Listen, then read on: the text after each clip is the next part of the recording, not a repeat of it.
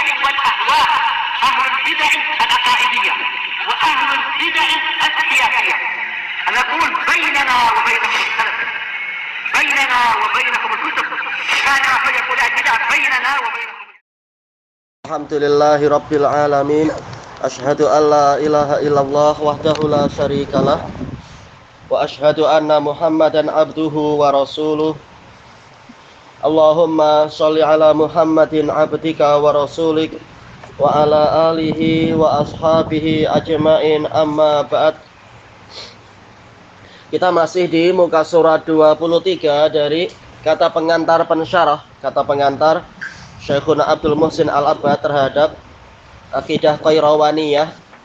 Sebenarnya isi kitabnya sederhana sekali, sangat ringan dan sangat simpel ya, punya Imam Ibnu Abi Zaid Al-Qayrawani.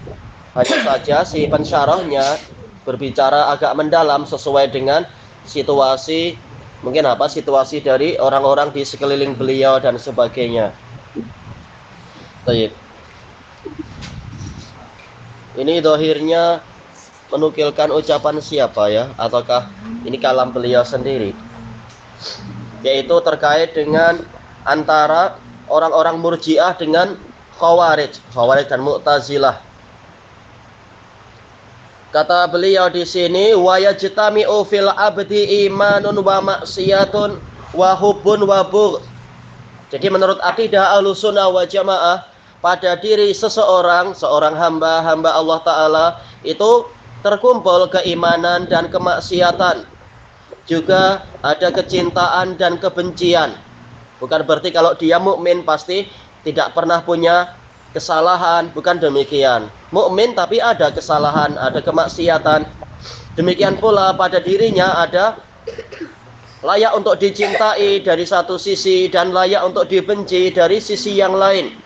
Dari satu sisi karena dia punya keimanan, kita wajib cinta pada dia, cinta yang sifatnya adalah keagamaan, cinta kepada sesama umat Islam.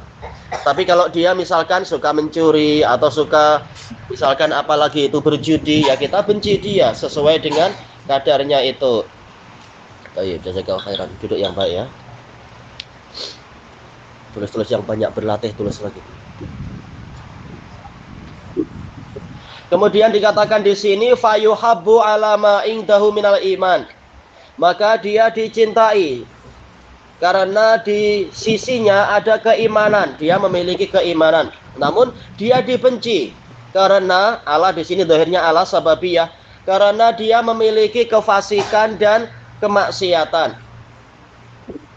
Wa yubghadu ala ma indahu minal fusuqi wal isyan. Dia dibenci karena dia memiliki kefasikan dan kemaksiatan. Wa huwa nadhiru syaibil ladzi yakunu mahbuban. Ini seperti uban yang dia itu disukai idza nudhira ila ma ba'dahu wa huwal maut. Apabila dilihat kepada sesuatu yang datang setelahnya, yaitu kematian. Bagi orang yang memang rindu kepada Allah, dia suka saja kalau sudah dekat masanya dengan berjumpa Allah Ta'ala. Wa huwa ghairu mahbubin idza nudhira ila ma qablah wa huwa syabab. Namun uban itu tidak disukai apabila dilihat dari sisi yang sebelumnya, yaitu kepemudaan. Orang sedih tatkala melihat uban sudah muncul. Oh, ternyata masa muda saya telah berlalu. Nah, ini terkadang timbul kesedihan. Waktu tinggal sebentar lagi. Maka boleh jadi suatu benda itu disukai dari satu sisi dan dibenci dari sisi yang lain. Seperti masalah obat. Kita tak suka sama obat. Tapi dari sisi yang lain kita suka karena mendatangkan kesembuhan misalkan atau apa. Kama qala syair, seperti ucapan penyair, asyaibu kurhun. Ini diulang ya. Asyaibu kurhun wa kurhun an nufariqahu fa'jab li syai'in 'alal baghdha'i mahbubi. Li syai'in 'alal baghdha'i mahbubi. Yang namanya uban itu perkara yang tidak disukai, dia adalah perkara yang dibenci. Yaitu kita benci dia, namun kita juga tidak suka untuk berpisah dengan dia. Dari sisi apa itu? Ya kalau kita mati lebih tidak kita sukai lagi menurut sebagian orang, menurut penyair. Maka tak apalah saya punya uban, yang penting masih hidup menurut sebagian orang. Maka sukailah sesuatu itu dikarenakan kebencian pada dirinya dan dia itu adalah sesuatu yang disukai. Ini ucapan penyair ya, agak dipusing-pusing. Dari satu sisi dia mahbub, dia disukai. Namun dari sisi yang lain dia itu dibenci. Maka fa'jab, yaitu maka hendaknya engkau merasa heran dengan perkara tadi, yang dia itu disukai padahal dia itu juga dibenci. Khamisan, yang kelima, wahum wasatun bainal khawarij. Ahlu sunnah wa jamaah itu pertengahan di antara khawarij alladzina kaffaru Aliyan wa Muawiyah radhiyallahu anhuma, yang mengkafirkan Ali dan Muawiyah radhiyallahu anhuma, wa man ma'ahuma, dan orang yang bersama Ali dan Muawiyah. Kenapa mereka mengkafirkan Ali dan Muawiyah? Karena dianggap tidak berhukum kepada hukum Allah, tapi berhukum kepada hukum manusia, kata mereka. Padahal sekedar apa? Mencari wakil yang berusaha untuk menegakkan hukum Al-Quran wa Sunnah, tetapi dianggap ini tidak berhukum dengan hukum Allah, karena Allah menyuruh kembali ke Quran. Ini kalian malah kembali kepada siapa itu? Amr ibnul As dan Abu Musa al-Ash'ari. Baik. Nah, ini adalah kesalahan orang-orang Khawarij. Langsung berhukum kepada kitabullah, padahal para sahabat lebih tahu tentang pemahaman terhadap kitabullah daripada Khawarij. Wa qataluhum, mereka memerangi Ali dan Muawiyah. Wastahallu amwalahum, mereka menghalalkan harta benda dari Ali dan Muawiyah dan para pengikutnya. Ini kelompok pertama, ekstrim, bermudah-mudah mengkafirkan orang lain. Wa bainar rawafid alladzina ghalau fi Ali wa Fatimah, dan antara Rafidah yang mereka bersikap melampaui batas kepada Ali dan Fatimah. Bukan mengkafirkan Ali, tapi justru menuhankan Ali. Ali dianggap sebagai Tuhan atau minimal sebagai Nabi. Demikian pula Fatimah, dia adalah apa? Maksum dan sebagainya menurut keyakinan mereka. Wa auladihima, dan anak-anak mereka radhiyallahu anhum. Wa jafau fi haqqi aktsari sahabah. Dari sisi yang lain, Rafidah, mereka bersikap kasar kepada terkait dengan hak jumhur para sahabat. Fa'abghaduhum, mereka membenci jumhur sahabat. Wasabuhum, mencaci maki majoriti para sahabat.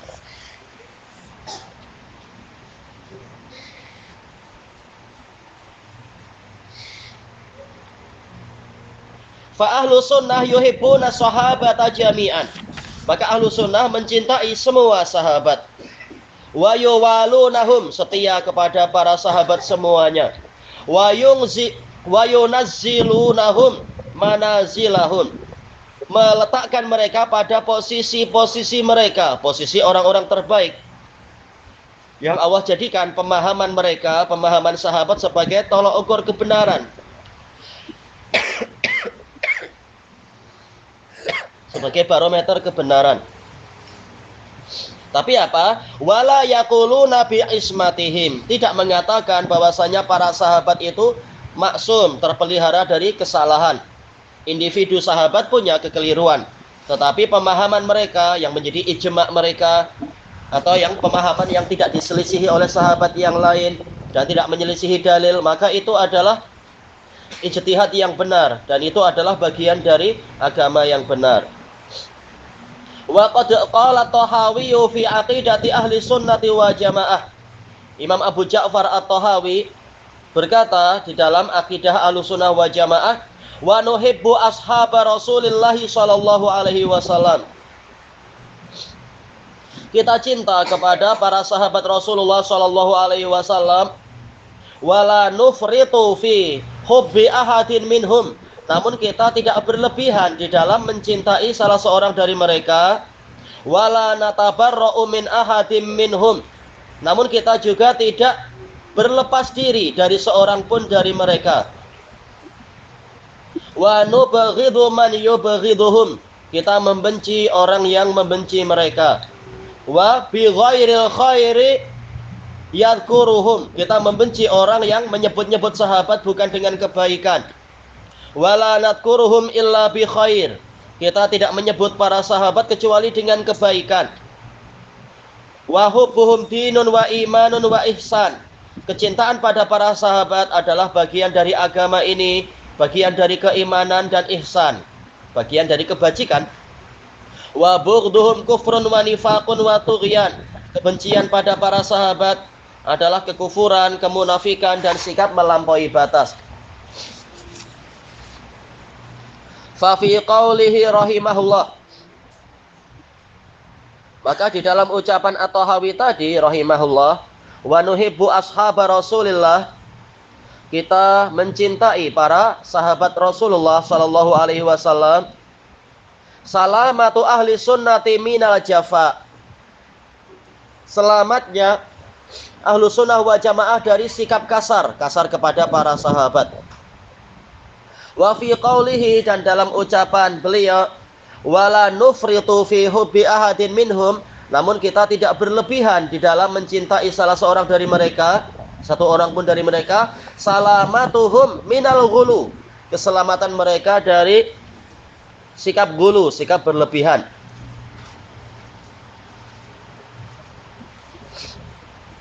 Ai wa nuhibbu ashabar Rasulillah sallallahu alaihi wasallam, yaitu maknanya bagaimana? Kita cinta kepada para sahabat Rasulullah sallallahu alaihi wasallam. Falasna jufah, maka kita bukan orang-orang yang kasar pada para sahabat. Wa ma'a hubbina lahum falasna ghulah, disertai dengan kecintaan kita kepada mereka, maka kita bukan kelompok yang ekstrim, yang berlebihan. Tidak seperti orang yang cintanya berlebihan sampai menganggap orang-orang yang dicintai itu tidak ada kesalahan. Kalau ditanya apa bukti kalian yakin dia punya kesalahan, tahu-tahu tak mampu mendatangkan contohnya. Prakteknya apa? Menganggap orang itu tak punya salah. Nah, ini menunjukkan apa? Ini ghulah, kelompok yang berlebihan, menganggap semua yang datang dari orang itu pasti benar. Walaupun lidahnya mengatakan, tak, saya yakin dia punya kesalahan. Kalau ditanya mana kesalahannya, contohnya, tak mampu mendatangkan. Nah, mereka adalah kelompok yang berlebihan. Sementara para muhaddisun, mereka tidak demikian. Mereka tidak berlebihan kepada para sahabat. Mereka punya riwayat tentang contoh kekeliruan ijtihad sahabat, tetapi tidak menyebabkan itu untuk memburuk-burukkan para sahabat tadi. Dan mereka punya dalil banyak tentang wajibnya cinta pada para sahabat, namun mereka tidak berlebihan sehingga mengkultuskan para sahabat. Wa qad ajmala Syekhul Islam Ibnu Taimiyah rahimahullah hadhil umur.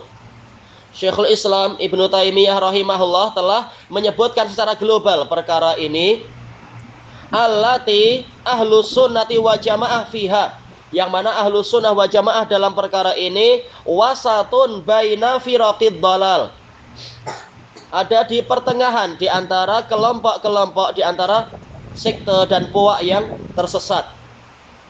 Ya. Iya, kalau suaranya tidak menggema besar. Kita coba. Yang ini lebih itu. Ada apa namanya? Ada loudspeaker gitu.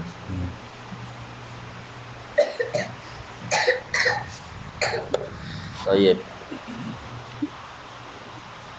Dikatakan di sini fi kitabihi al-aqidatil wasitiyah, dalam akidah wasitiyah. Baik, jangan sampai terkacaukan ya antara wasitiyah dengan wasatiyah. Sebagian ikhwah masih bingung. Kalau pertengahan artinya pertengahan itu bahasa Arabnya wasatiyah, sikap tengah. Tapi kalau wasitiyah ini adalah nisbat kepada tempat di Wasit sana. Baik, di Irak. Kalau tak salah Wasit itu ikut Irak di masa lampau, nggak tahu kalau sekarang. Baik, jadi jangan mengatakan yaitu apa wasitiyah ahli sunnah, bukan, tapi wasatiyah, wasat, pertengahan, sikap tengah. Kalau wasit itu nama tempatnya. Kecuali kalau mau ditakwil dengan agak jauh, hukum asalnya kata Al-Hafidz Ibnu Hajar tidak perlu ada takwil. Masih ada lafadz yang jelas, tak perlu cari lafadz yang tidak jelas kemudian takwil. Wasatiyah. wasatiyah ahli sunnah, sikap tengah ahlu sunnah. Faqal, beliau mengatakan, fahum wasatun fi babi sifatillahi subhanahu wa ta'ala. Ahlu sunnah wa jamaah itu pertengahan dalam bab sifat-sifat Allah subhanahu wa ta'ala. Baina ahli ta'tilil jahmiyah, antara kelompok yang mengosongkan sifat-sifat Allah, yaitu dari kalangan Jahmiyah, wa ahli tamsilil musyabbihah, dan orang-orang yang menyerupakan Allah dengan makhluk, yaitu dari kalangan musyabbihah. Wahum wasatun fi babi af'alillah.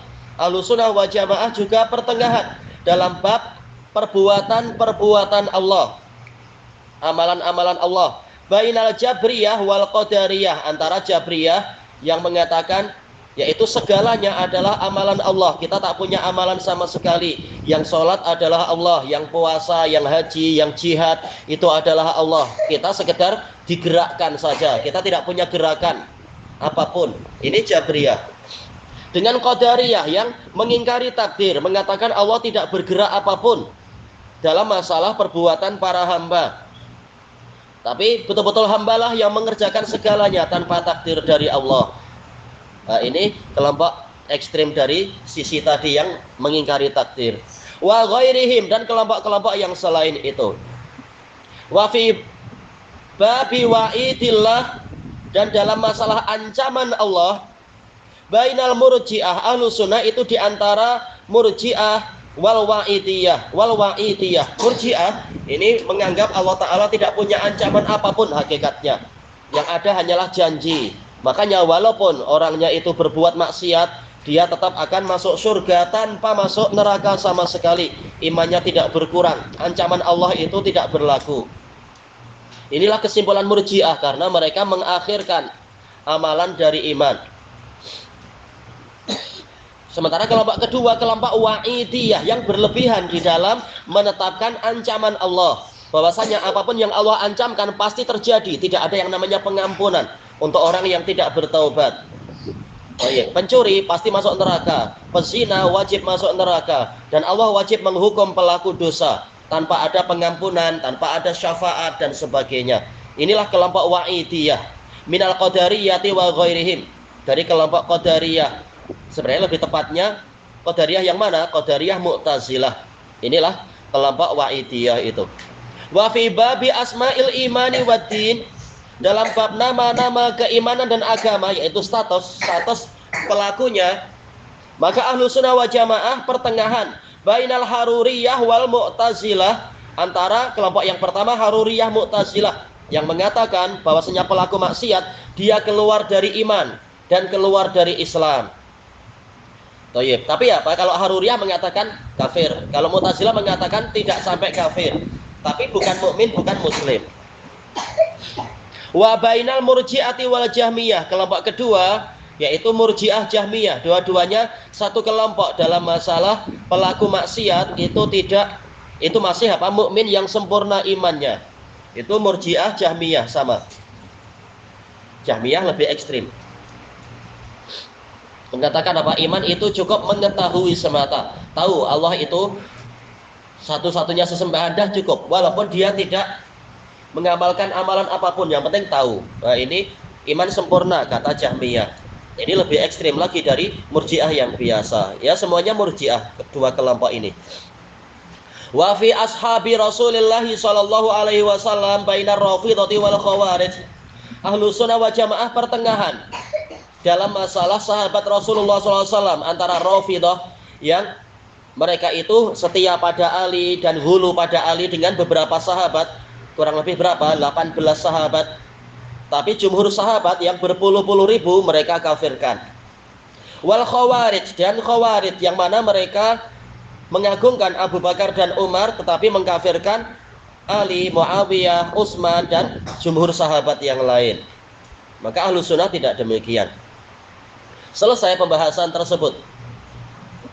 Qala fadilatul Syekh Abdul Muhsin Al-Abbad hafizahullahu taala, al-faidatus salisah, faidah yang ketiga, aqidatu ahli sunnati wa jamaah mutabiqatun lil fitrah. Diingatkan bahwasanya akidah ahli sunnah wa jamaah itu sesuai dengan fitrah manusia. Sesuai dengan apa? karakter asli manusia sebelum manusia itu mengalami kerusakan-kerusakan.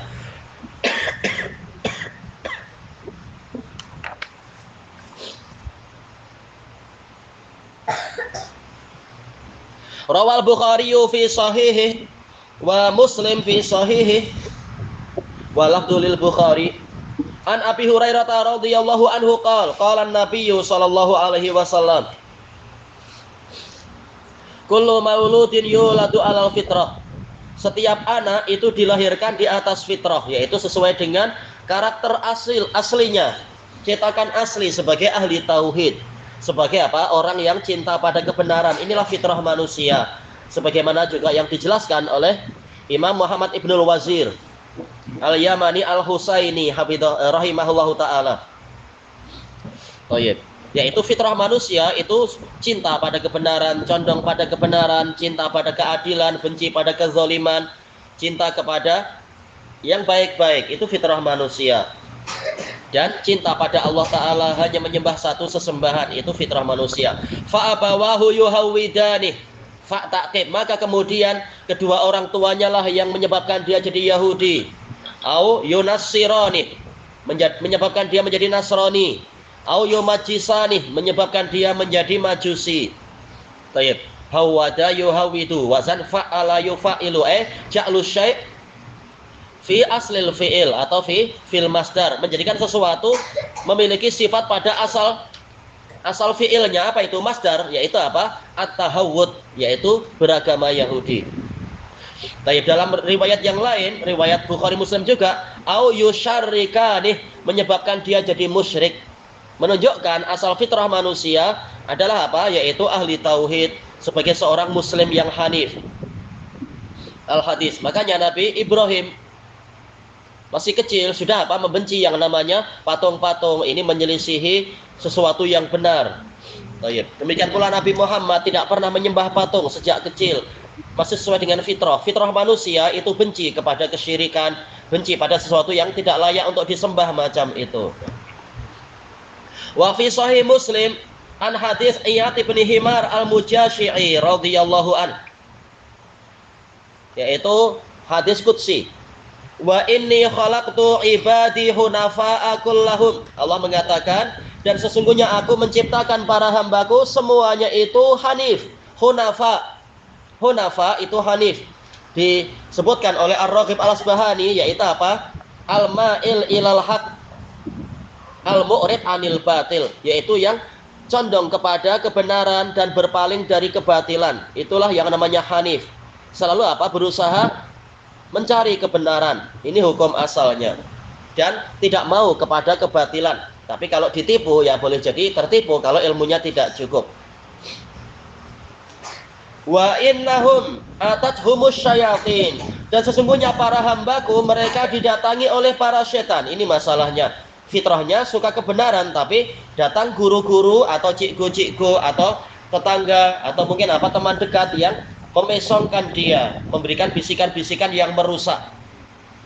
Fajtalathum an dinihim, kemudian mereka inilah, para setan inilah yang mengheret, yang menyeret, yang menggelincirkan para hambaku dari agama mereka.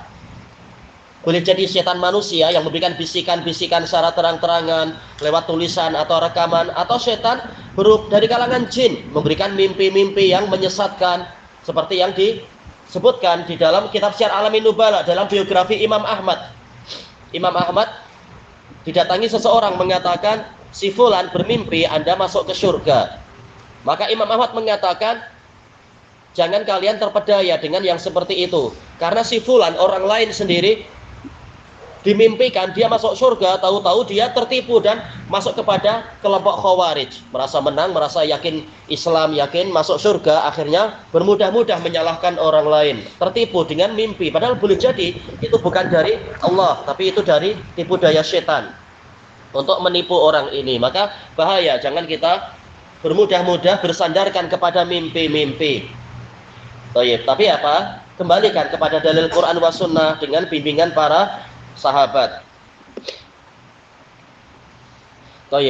Wa harramat alaihim ma ahlaltu lahum, Syaitan mengharamkan kepada mereka sesuatu yang aku halalkan untuk mereka. Baik, agama ini sudah apa? Sudah banyak syariat. Maka jangan kita malah membuat pikiran sendiri, membuat ajaran-ajaran sendiri, semakin mempersempit dan sebagainya. Baik. Maka sesuatu yang halal kita katakan halal. Jangan sampai kita mengharamkan perkara tanpa izin dari Allah Ta'ala. Sebagaimana sebaliknya juga demikian. Tanpa izin Allah Ta'ala tak boleh kita menghalalkan sesuatu yang dalil mengatakan haram.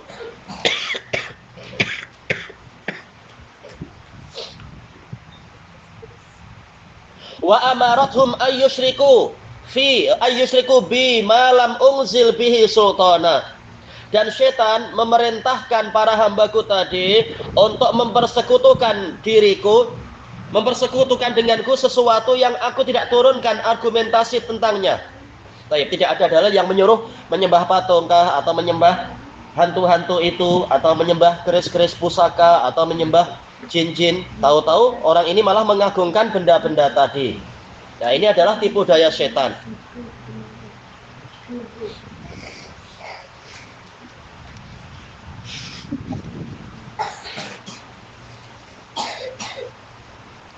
Al-hadis. Kemudian wahadzanil hadisan, kata Syekhuna Abdul Muhsin Al-Abbad hafizahullah taala, dua hadis ini yadullani ala anna dinal Islam huwa dinul fitrah, menunjukkan bahwasanya agama Islam adalah agama fitrah, agama yang sesuai dengan karakter asli manusia tatkala mereka itu diciptakan, sebelum terkena ajaran yang lain-lain. Wa aqidata ahli sunnati wal jamaah, menunjukkan bahwasanya akidah Ahlussunnah wal Jamaah mutabiqatun lil fitrah, sesuai dengan fitrah. Apa sih contoh akidah Ahlussunnah wal Jamaah?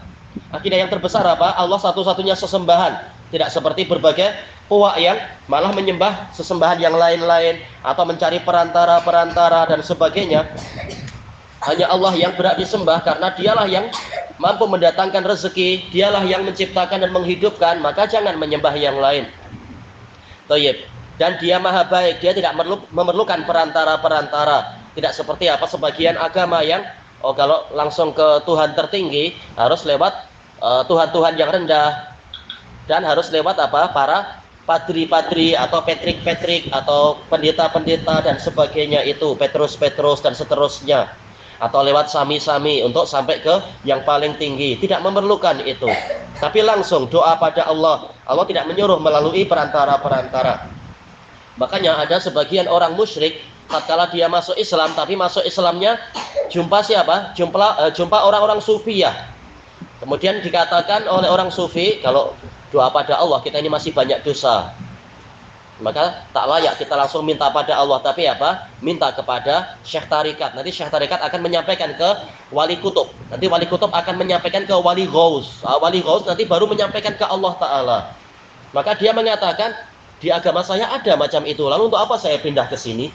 Sama aja, ujung-ujungnya melalui perantara. Saya mau cari Tuhan yang mau menerima saya apa adanya. Nah, memang itulah fitrahnya.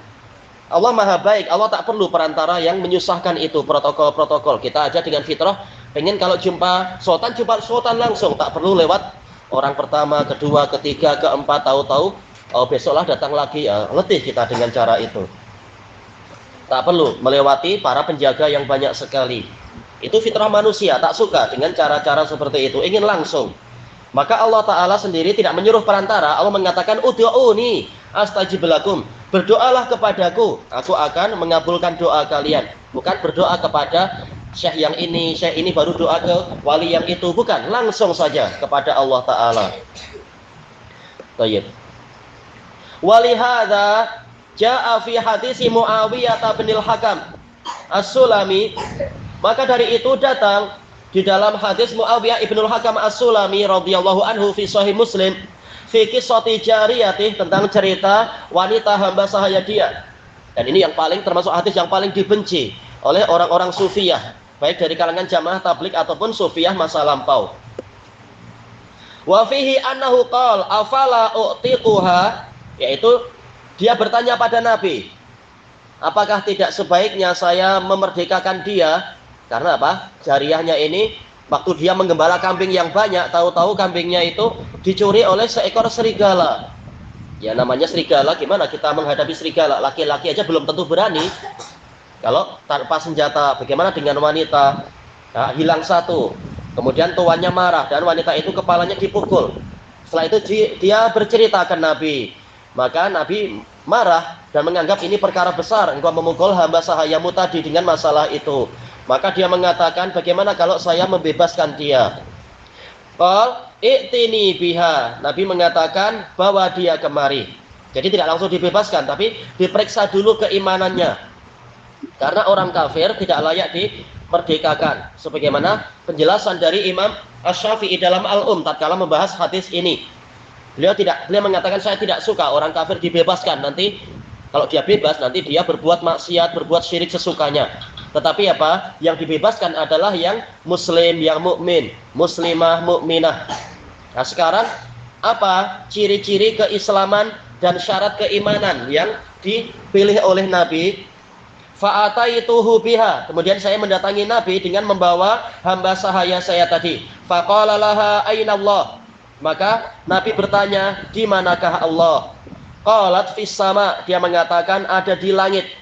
As-sama maknanya adalah al-ulu, yaitu tinggi di atas sana. Qal man ana, siapakah aku? Qalat anta Rasulullah, Anda adalah Rasulullah. Qal a'tikha fa innaha mu'minah, bebaskanlah dia karena dia adalah mukminah. Tatkala perintah itu datang setelah fa dengan inna, taulah kita itu adalah sebagai alasan. Alasan, apa alasan dia dikatakan mukminah? Karena dia meyakini Allah di atas sana dan Nabi Muhammad adalah utusan Allah. Kata para pensyarah dan para fuqaha, ini menunjukkan bahwasanya syarat sah keimanan cukup ini.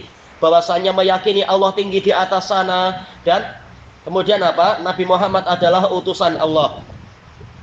Tapi dari sisi yang lain, bukankah syarat sah keimanan itu adalah la ilaha illallah Muhammadur Rasulullah? Maka dijelaskan oleh para ulama bahwasanya tauhidul asma was sifat yastalzimu tauhidal uluhiyah. Kalau kita mentauhidkan Allah dalam masalah asma was sifat, Allah lah yang maha sempurna nama dan sifatnya, termasuk kesempurnaannya adalah dia tinggi di atas sana, tidak bercampur dengan orang-orang macam kita. Padahal orang sufi mengatakan apa? Kita ini masih kotor, tak layak jumpa langsung dengan Allah. Tapi kenapa? Tahu-tahu oh Allah bersama kita, Allah menempel dengan kita, Allah di mana-mana. Ini kontradiksi yang sangat aneh. Baik. Kita aja katanya tak boleh langsung jumpa Allah. Tapi kenapa Allah katanya menempel dengan kita di mana-mana, zatnya bersama kita? Nah, mereka kontradiktif itu. Baik. Maka yang benar adalah Allah Ta'ala tinggi di atas sana karena memang Dia Maha Suci. Dia tersucikan dari menempel dengan para makhluk, bersatu dengan para makhluk. Kata Syekhul Islam Ibnu Taimiyah, semua ulama sepakat bahwasanya Allah itu bainun an khalqih, terpisah dari makhluknya. Baik makhluk yang suci ataupun makhluk yang tidak suci, tetap Allah terpisah dari makhluk. Allah Maha Suci. Berarti memang layaknya di mana? Paling tinggi di atas sana, di atas arsy-Nya. Baik. Jadi terpisah. Walaupun sebagian mengkritik istilah menempel atau tidak menempel, tapi intinya adalah apa? Terpisah dari makhluk. Baik. Nah, kalau kita yakin Allah Ta'ala Maha sempurna nama-nama dan sifatnya, berarti apa? Memang Dialah yang layak disembah, bukan malah menyembah yang lain. Makanya kelompok-kelompok seperti Sufiyah ataupun orang-orang Syiah tatkala meyakini Allah di mana-mana dan meyakini dan tidak benar dalam meyakini asma wa sifat, akibatnya apa? Mereka banyak berbuat syirik. Memang ini akan saling mengharuskan. Tatkala tauhid rububiyahnya itu kacau, tauhid asma wa sifatnya juga kacau, maka apa? Tauhid uluhiyahnya juga mengalami kekacauan. Makanya Nabi mencukupkan dengan ini. Tatkala dia meyakini, wanita ini meyakini apa yang ada dalam fitrah dia, Allah tinggi di atas sana, maka memang dia adalah ahli tauhid. Hanya menyembah zat yang satu ini saja, tidak menyembah yang lain. Apalagi dijelaskan apa? Dia yakin Nabi Muhammad utusan Allah. Nabi Muhammad mengajarkan apa? Jangan menyembah yang lain. Baik.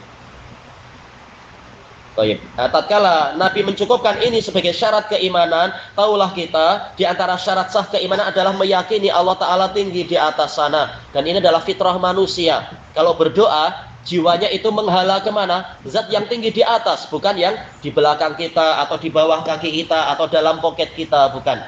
Baik, itulah fitrah manusia. Melihatnya adalah ke atas. Tatkala apa? Sedang mencari-cari Allah Ta'ala jiwanya itu. Baik. Kemudian fahadihil jariyah bi fitratiha, maka wanita ini, hamba sahaya ini dengan fitrahnya, ajabat, dia menjawab bi anallaha fis sama, bahwasanya Allah di langit. Tidak seperti penghinaan sebagian orang jamaah tablik. Perempuan hamba sahaya tahu apa dia bodoh. Naudzubillah, ini wanita sahabat. Bukan seperti orang sekarang yang sudah belajar ke Brisbane tapi tak kenal Allah Ta'ala. Bukan itu. Tapi apa? Para sahabat Rasulullah, walaupun pekerjaannya itu nampak sangat sederhana, tapi mereka adalah orang-orang yang rajin belajar. Makanya imannya betul. Tidak seperti orang-orang lain. Sudah belajar jauh-jauh sampai ke entah kutub utara atau kemana, atau bahkan mungkin sampai ke bulan, tetap tak kenal Allah juga. Ini membuang umur. Kalau betul memang apa? Sudah ada yang pernah sampai ke bulan, misalkan kan. Yang ini, walaupun dia adalah wanita hamba sahaya, penggembala kambing, penggembala domba, ternyata dia tahu Allah tinggi di atas sana. Justru ini menunjukkan betapa menyebarnya dakwah Nabi. Sampai wanita yang penggembala kambing pun tahu Allah Ta'ala ada di mana. Dia tahu ajaran Nabi. Ini bukan hanya akidah wanita penggembala domba, tapi ini juga akidah Abu Bakar As-Siddiq, Umar ibn Khattab, dan lain-lain. Sebagaimana di dalam kitab-kitab hadis. Tatkala Umar ditanya oleh Abu Ubaidah ibn Jarrah, wahai Amirul Mukminin, kenapa anda seperti ini? Pakaian biasa, kemudian apa, slipernya digantung di apa itu, di leher. Tatkala beliau sedang apa, melewati sungai itu dan menuntun kendaraan, padahal anda adalah Amirul Mukminin. Maka Umar ibn Khattab mengatakan, kalau bukan engkau yang bicara, saya akan hukum engkau. Masalahnya bukan masalah pandangan manusia, masalahnya adalah pandangan zat yang di atas sana. Menunjukkan apa? Umar sendiri yakin Allah Ta'ala tinggi di atas sana. Dan seterusnya, asar sahabat banyak sekali menunjukkan memang apa? Keyakinan yang tersebar dan diajarkan oleh Nabi, juga diyakini para sahabat adalah Allah Ta'ala tinggi di atas langitnya sana. Faqad qala Allahu azza wa jalla, Allah azza wa jalla berfirman, a'amintum man fis sama ay yakhsifa bikumul arda fa idza hiya tamur. Apakah kalian merasa aman dari zat yang ada di langit untuk dia membenamkan kalian ke dalam tanah, kemudian dengan serta-merta tanah itu berguncang? Am amintum man fis sama ayyursila alaikum hasiba, atau apakah kalian merasa aman dari zat yang di langit untuk dia mengirimkan kepada kalian angin yang menerbangkan kerikil? Fasata'lamuna kaifa nadhir, maka kalian akan tahu bagaimana kesudahan dari peringatanku, atau hasil dari kedurhakaan pada pemberi peringatan yang datang dariku. Nadhir, pemberi peringatan yang datang dari Allah Ta'ala. Apa sisi pendalilannya? Siapa lagi yang di langit yang kita tidak boleh merasa aman, yang kita wajib merasa takut? Tentunya Allah Ta'ala. Maka tak layak untuk ditakwil-takwil. Oh, yang di langit bukan Allah, tapi maksudnya adalah kekuasaannya. Justru kalau kekuasaan Allah hanya di langit, tak perlu kita takut. Kita di bumi, kekuasaan Allah terbatasi di langit saja. Untuk apa kita takut?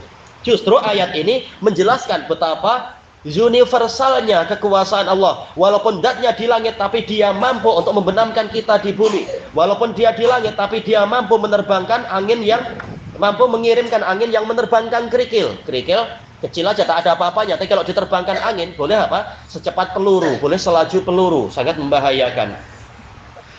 Maka ayat ini justru apa? Menjelaskan tentang ketinggian zat Allah Ta'ala dan kehebatan kekuasaan dia. Tinggi di atas sana, tapi kekuasaannya sampai di sini. Menunjukkan apa? Betapa sempurnanya dia dan layak untuk ditakuti. Tapi tatkala ditakwil, justru orang jadi tidak takut. Apakah kalian merasa aman dari zat yang kekuasaannya di langit? Tak perlu takut kita, kekuasaannya di langit. Untuk apa dikhususkan kekuasaannya di langit? Kenapa tidak dikatakan kekuasaannya di langit dan di bumi? Ini jadi takwil yang sangat panjang. Akhirnya orang tak perlu takut, kekuasaannya di langit kan? Tak perlu takut kita. Kita orang bumi. Ini kalau apa? Hasil dari takwil. Maka maksudnya man fis sama, man ini kembali ke zat atau sekedar kekuasaan? Kembali ke zatnya, yaitu zatnya memang di langit. Ya kan, kalau man ini kembali kemana? Katanya Mereka kan belajar alfiyah, bahkan hafal alfiyah, tapi menafsirkan man saja banyak yang kacau orang-orang ahli bid'ah itu. Jelas man ini kembali ke zatnya. Kalau tidak ada dalil yang sangat khusus yang memalingkan dari asalnya. Coba kalau misalkan ada orang mengetuk pintu rumah kita, man, jelas apa? Kalau kita yang mengetuk, kita akan mengatakan, oh saya Abdurrahman. Tak ada tahu-tahu, oh ini saya adalah sekedar apa? Ilmunya Abdurrahmannya tertinggal di Kedah misalkan, atau tertinggal di Canglon. Nggak ada, jelas man itu orangnya sudah di situ. Oh iya. Itulah asal dari man. Kalau tidak, untuk apa? Membahas susah payah, menakwil susah payah. Padahal lafadznya sangat jelas. A'amintum man fis sama. Apakah kalian merasa aman dari zat yang di langit? Man kembali ke zat. Itulah hukum asalnya. Baik. Kemudian kita cari titik yang sesuai. Wal muradu bis sama al-ulu. Yang dimaksudkan dengan as-sama langit adalah al-ulu, yaitu yang di ketinggian sana. Jelas Allah bukan di langit pertama atau kedua. Allah tinggi di atas apa itu? Arsy-Nya. Kita tahu surga itu ada di langit ketujuh. Dan surga bertingkat-tingkat. Surga yang paling atas, surga Firdaus. Nah, atapnya itulah arsy. Nah, di atas arsy itulah Allah Ta'ala. Jadi maksudnya di langit bukan maksudnya langit pertama, bahkan di atasnya langit ketujuh sana, jauh sekali zatnya. Tapi memang kekuasaannya hebat sampai di sini, menunjukkan memang dia maha kuasa.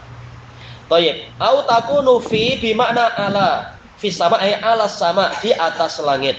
Kama fi qaulihi ta'ala, sebagaimana dalam firman Allah Ta'ala, wala usallibannakum fi judhu'in nakhl, dan benar-benar aku akan menyalib kalian. Fi maksudnya ala, yaitu di atas apa? Batang pokok kurma, kata si Fir'aun. Fi bimakna ala. Thayyib. Apa contoh fi bimakna ala? Mudah sekali. Apa itu? Fa idza qudiyatis sholatu fantashiru fil ard. Kemudian apabila sholat Jumat telah selesai ditunaikan, maka bertebaranlah kalian di bumi. Apa makna fi? Ala. Rata-rata orang bertebaran di bumi di mana? Bukanlah masuk untuk apa itu? Ke dalam longkang. Tapi apa mungkin ya ke kedai-kedai, rata-rata kedai di atas bumi lah. Thayyib. Rata-rata orang habis sholat Jumat kan mungkin apa? Cari cendol lah, atau cari apa itu? Kelai cikang atau apa. Di mana? Bukan masuk ke dalam sumur, tapi di atas permukaan bumi. Mereka tahu fi bimakna ala, tapi tahu-tahu apa? Banyak yang menakwil seakan-akan tak tahu lah fi itu apa. Jelas fi ma'ruf, kalian sendiri tahu apa itu fi. Di mana ala? Ala judhu'in nakhl, di atas batang pokok kurma. Ilahuna wallahu a'lam. Subhanakallahumma wa bihamdika la ilaha illa anta astaghfiruka wa atubu ilaik. Walhamdulillahirabbil alamin. Jazakumullahu khairan.